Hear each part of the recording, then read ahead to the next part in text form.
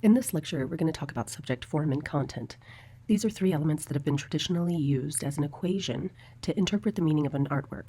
When we look at what's been typically defined as art within Western culture, these are three very useful ways to engage the work. So first we're going to define what these three things are, and then we're going to apply what we've learned to analyze a work's meaning. So first up is subject. The subject is the actual thing of an artwork. It's usually a nameable object that the work depicts, like a person or a landscape. When we talk about subject and subject matter, there are three established art historical terms that help us to discuss the subject. These three terms are representational, non-representational, and abstract. Now, representational subject matter is exactly what it sounds like. A recognizable thing from the real world is represented in the artwork. For example, in this 1494 study, Albrecht Dürer is copying a tree that exists in reality. He is representing the tree.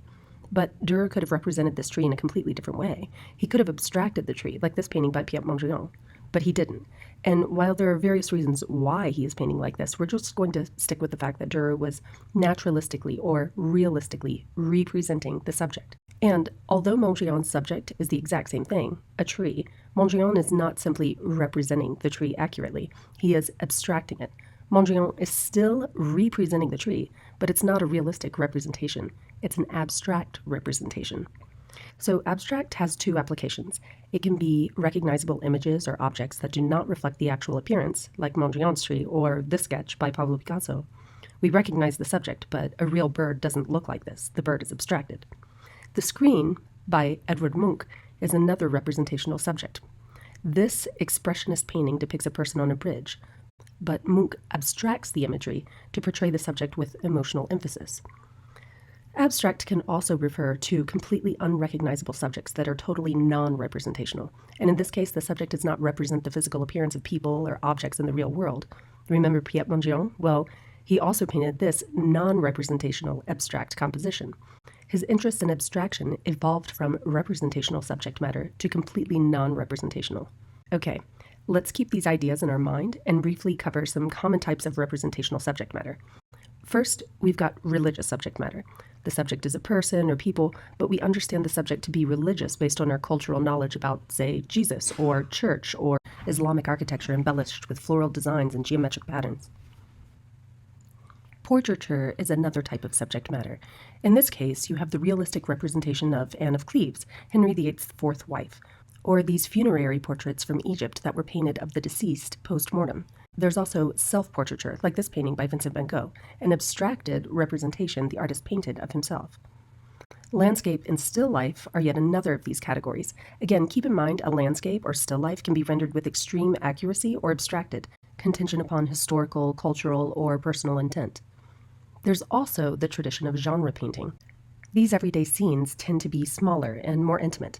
The history paintings, on the other hand, are usually larger-than-life depictions of historical narratives like The Conversion of St. Paul by Caravaggio or Oath of the Horatii by Jacques-Louis David.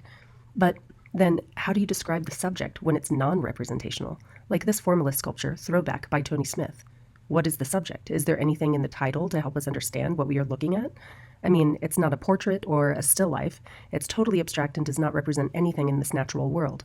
In that case, the subject exists somewhere in the intersection of the formal qualities. And here's what I mean by that. Throughout the 20th century, art became more and more abstract, to the extent that artists completely departed from representational work. They began painting and sculpting completely non-representational work. They were painting triangles and lines and titling their works White Number 2. The subject itself was the form. The bright, colorful blobs or heavy angular metals. Artists believed that the abstract non-representational imagery communicated in a non-verbal way that was not confined to nameable subjects like tree or face. Artists were trying to appeal to universal understandings of things like balance or harmony or discord to evoke an aesthetic experience in the viewer. And while a lot of people don't really buy this understanding of non-representational abstraction, we'll talk more about that later in the semester. Okay, so quick review. Subjects can be a person, place, thing, or idea. They can be representational, abstract, non-representational. Subjects can be religious, portrait, landscape, or still life. The subject matter can fall under the tradition of genre painting or historical painting, or even abstract formalism. And speaking of form, now let's address the formal aspects of an artwork. If we're able to identify the subject and understand how it relates to the form, we'll be better able to understand the meaning or content of a piece. So if subject is the what of a work, form is the how. There are some basic ways we can think about form, like medium, technique, style, color, composition. And while it looks like this is a nice, neat list, lots of times these aspects of form overlap. Like, if we look at this tapestry, we will see a lot of vibrant colors, at least for the 15th century. Okay, cool, but tapestries are made of various colored threads, which means the process or technique of weaving this tapestry is preceded by the dyeing of the thread or even the spinning of whatever raw material the thread is made out of, which then means the process of even using thread as a medium is super labor intensive and adds money, time, and skill and value to the work itself. I'm telling you all of this so you understand form is complex, but I'll elaborate on that later. First, we need to talk about the medium. So, medium is the material that the artwork is made out of. It can be stone or paint or textile, paper or wood, photography, charcoal, collage, clay, digital media, video, or, even human feces. Also, each medium has different characteristics and associations specific to that medium. For example, this Hindu temple is carved into stone, and stone is something that endures time and elements. It's also ridiculously hard, and carving it takes a lot of strength and skill and time. So stone, as a medium, indicates longevity and worth. This piece, on the other hand, by Jae Young-yoon, uses human hair, a delicate material that we associate with the human body. But the hair is no longer on the body, and it's no longer growing. And a lot of cultures have actually used hair as either a memento mori or a bodily trinket that signifies our memory. Yoon is intentionally choosing to use hair as her medium. She could have used another material, but her decision to use something as fragile as hair directly relates to her desire to highlight the fragility of human life. But then, what about this work by Andy Warhol? Yeah, the medium is urine. Warhol and his friends literally peed on a copper-coated canvas, creating a trail of oxidized piss. The organic medium has little to no cost and is, when you get down to it, waste. The medium also didn't take much time to apply to the canvas. But because Warhol, as an artist working within the art institution, designates his own urine as a medium, well, it's a medium. Okay, now let's move on to technique. Technique is the actual process of making the work. Contingent upon factors like the medium, the artist's intention, the technologies available, etc., technique could be the splattering of paint with large bodily movements, or the painstaking buildup of collaged maps individually cut and colored by hand. Michelangelo's technique when he was sculpting David with a chisel is very different from Jason Quignow's use of power tools. And while painting is still painting, artists had entire workshops where apprentices would make the paints from scratch, grinding pigments to mix with a liquid base. It was a really scientific process. Nowadays, artists can still employ this technique, but they can also save a lot of time and money by purchasing pre-made paints. So now we come to style. Style is defined as the manner in which the artist portrays their subject matter and how the artist expresses their vision. Style can apply to an artist's personal style or a larger movement, like in the style of Cubism, or Art Nouveau, or Impressionism, or outsider art, realism, photorealism, minimalism, neoclassicism, abstract expressionism, pop, and so many more. But that larger notion of style can overlap with an individual's artistic style. For example, you could say that Renoir and Seurat worked in the Impressionist style, but their personal styles were very different. You could also say that both Ingres and Delacroix worked in a realistic representational style, but that Ingres' style is very controlled and Delacroix is much looser. Or you have Picasso, who devoted a portion of his career to blue paintings, literally called the Blue Period, and his style was dictated by the color blue, at least at that period of time. So speaking of color, color is another aspect of form that, like medium, has a lot of cultural connotations. Whether we're aware of it or not, color can communicate a lot. Here's a few non-art examples. Back in the 18th and 19th century England, different flowers had different meanings based on characteristics like color. White flowers were usually associated with purity, or yellow flowers typically signified friendship. Red flowers were reserved for passion, which is why to this day we associate red roses with Valentine's Day. And here's another real-life example. Fast food restaurants in the 80s usually had bright red, orange, and yellow interiors. These particular colors created a sense of anxiety and discomfort. McDonald's wanted you to eat and get out. They wanted as many customers as possible and as little time as possible. So, when we look at something like this, Klimt's The Kiss, the artist employs a lot of gold. And by the way, that is real gold leaf, so this painting is rather valuable. And gold, as a color, signifies value, worth, exclusivity, luxury, and even heavenly beauty. So this icon-like painting of a romantic embrace uses gold to signify the transcendent qualities of love. Or when we look at Goya's Saturn eating his son, it's a pretty dark subject, and the artist's use of black reflects this. Think of all the things the color black represents: the fear of something hiding in the dark, evil, death, depression. When Goya harnesses these meanings, he's highlighting the impact of this gruesome event. Okay, here's another painting that really capitalizes on color. According to rumor, when Henry VIII was looking for a fourth wife, he knew he needed someone of royal lineage, but he was also really wanting a hot babe who could provide him with an heir to the throne. So, King Henry sends his court artist, Hans Holbein, to what is now Germany to paint an eligible young woman, Anne of Cleves. And if she was good looking enough, Henry would marry the chick and in turn create a political alliance with Anne's brother, Wilhelm. So Holbein paints Anne and sends the portrait back to the king, and Henry's like, yeah, she'll do. Then all the proper arrangements are made, and Anne is shipped off to England, and when her royal entourage arrives at the Tower of London, Henry sees her and is not happy. Apparently, Anne looked nothing like the Holbein portrait. He feels duped, and while Henry and Anne did wed, the marriage was soon annulled, and Henry moved on to a hotter wife.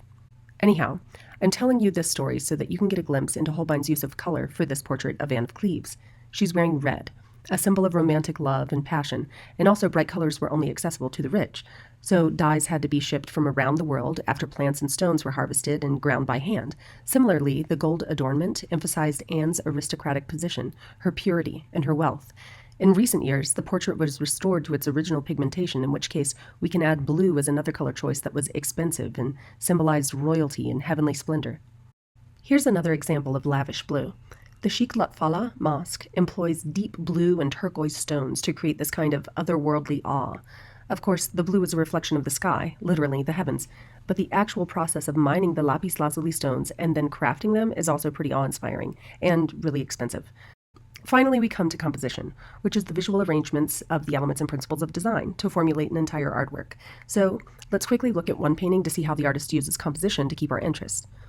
Back in 1816, there was a massive shipwreck of the French frigate Medusa, and it caught the attention of the entire nation. 147 survivors built a raft to escape the battered ship, and over the course of 13 days, some of the passengers were swept to sea by a storm.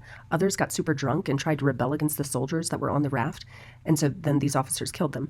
And then others were thrown overboard because they were too sick to try to save, and then those who were left alive resorted to cannibalism. So in the end, the raft was discovered, and 15 of the 147 were saved. Outraged by the event, Theodore Géricault painted this monumental homage to the moment that the raft flags down the rescue ship. He makes everything super chaotic: distorted bodies, arms frantically raised, turbulent winds affecting the sea, the clouds, the sail, the clothing. It's intentionally disordered. The crazy texture of mangled bodies offers a lot of variety, but Géricault accomplishes compositional stability by employing various design principles. For example, he uses implied lines to create repeating triangles. He also inserts some pops of red to reinforce the triangular shape. And this then reins in all of the chaos so that we still get a sense of anxiety, but not so much that we turn away and don't even look at the painting. Géricault also relies on analogous warm colors throughout the entire painting to curb the visual overload. Also, see how the dominant focal point is off-center? Well, Géricault balances this with a huge sail off to the side. Géricault also uses the bodies at the bottom of the edge of the canvas to draw us into the pictorial space. It's almost like the legs of this guy are spilling out into our space, creating a bridge into the event. Then, if we followed the diagonal direction of the pointing hands, we are drawn up to the focal point, which is the guy positioned at the apex of a human triangle. He's signaling the teeny tiny rescue ship that is barely visible in the distance. Okay, so now that we've covered subject and form, let's move on to content. Content is the meaning of a work. But what does that even mean? How can you decipher the meaning of a work? Does the artist have this idea that they are supposed to communicate by using the form and subject? What if you don't know what the artist intended? Or what if two different people interpret a work in two very different ways? And these are totally valid questions because content is not a formula. And sometimes it's difficult to translate a work's meaning into words.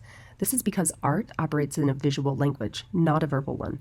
So when we look at Géricault's Raft of the Medusa, we can talk all day long about what we see, the subject and form, or even the historical context. But the content itself is more about the meaning that is created. So when we see this horrible pile of dead or half-dead people straining their bodies to form a triangle, there's a kind of apex. It's a moment where despair becomes hope. And the crazy amounts of visual texture emphasize the excitement and the emotional exhaustion and desperation of the subjects. This is compounded by the size of the painting, which overtakes the viewer. So all of this turbulence of what happened and what's about to happen That's where the content lies. Now let's look at this painting by Vincent van Gogh, Wheat Fields with Cypresses.